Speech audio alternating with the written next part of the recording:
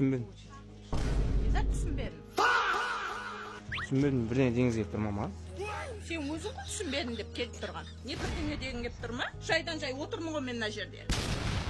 Ұрат жарсыз мені Жоқ, неге түсінбедім дейсің, сен келе салам мына жерге келіп алып, мұтмыштай бала болып алып. Мен не істедім сізге? Сен өзің ғой бастап тұрған маған қарай. Мына жерде неге тыныш кетпейсің сен? Атыңыз кім? Жоқ, сен мына жерде неге тыныш көтіңді қысып кете бермейсің сен? Маған айтпаған сөзің жоқ, былай қарай кетейіп баратсың. Дым демеді ғой, түсінбедім дедім. Қалай дым деген жоқсың, мына жерде мен деген жанып отырмын осы ысыда. Мен де терлеп жатырмын апа. Терлеп келсең менен көресің ба терлеп келгеніңді? Ашуламай не қыласың осы жерде деген жанып отырмын мен деген. Ой, апа, мен не Осы қаттым ба? сауда ашпай нервім шығып. Жоқ, мен не істедім? Сен саған үштай баланы сөйлеттіріп қоям ба мен мына жерде? Неге именно мен, неге мына кісі емес, Неге мына кісі түсінбедім емес? дейсің маған? Апа, ашуланбашы, руыңыз кім сіздің? Не қыласың менің ұрығымда? Апа, жай сұрап жатырмын.